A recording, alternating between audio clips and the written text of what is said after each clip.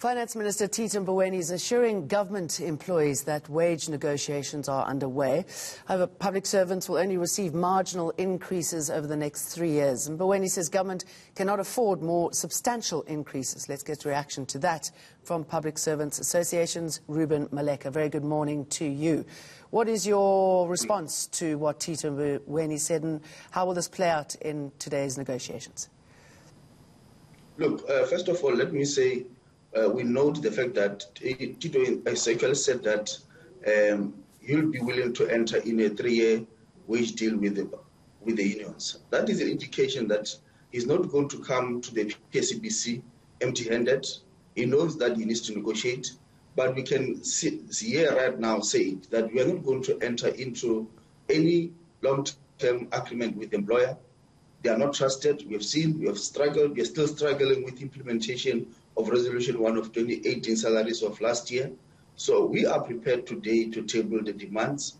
We'll be tabling demands today in the PSCBC, and we'll make sure that those demands that we'll table are part of negotiations and will enter into 1 year or a single-term agreement with the employer. Do you think the employer will accept that? And tell us more about your demands. Look, obviously we know that there's a baseline of CPI that must be there. We know that as unions, we are also looking to professionalize the public service. We know from the State of Nation address, the President has pronounced on the professionalizing of the public service. Would want to enter into those kind of engagement with the employer, being that issues like outsourcing, agentization of the public service must stop. Because if you want to professionalize, you need to have capacity in terms of human resource that can actually professionalize the public service. Because without people, you can't professionalize. As we speak right now, we know that border management is suffering. We've seen right now with the recent opening of level 3 at Beitbridge, Maseru. We see the police are struggling with crime. We see correctional services is just a crisis because they've got no capacity. To professionalize all this kind of work, you need more capacity. Look at the health officials. Where we are today, the health officials have been worked out since last year, February, up until now, without any rest, because there is no capacity, they can't professionalize.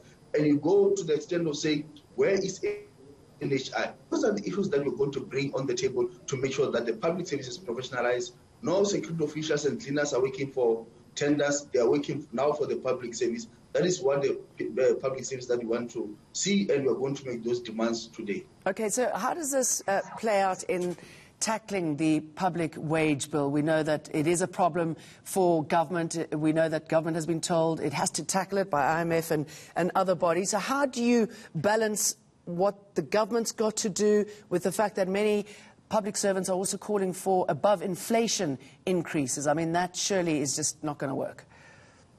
Look, the issue of the wage bill of the public service should not be left only for the public service. It must be dealt with in the public sector.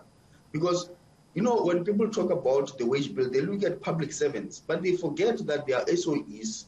There are also other stakeholders like the municipalities who are actually part of the fiscal, part of the wage bill that must be dealt with. And when I'm talking about this issue, you must understand that SOEs, municipalities, are also in a different remuneration salary, which is different to the public service. So are you saying that there's not going to be a consistent call for an increase? I mean, what figure do you have in mind? No, look, obviously we're looking for inflation plus, because no worker is going to afford to go to work if we're going to continue to strangle the public servants. Because public servants, look at the transport cost, just as we speak right now. The finance minister has increased petrol to 26 cents a litre. What does it mean to a public servant? It means public servants, their cost to go to work is also increased, because there's no, because we only have taxis nowadays. We know the bus system has collapsed. We know we don't have trains anymore. So how do they expect public servants to go to work? So it is necessary that public servants get salary adjustment, because once the price of petrol goes up, every commodity, food, everything goes up. How will public servants survive? All right, Ruben Maleka, let's leave it there. Thank you very much.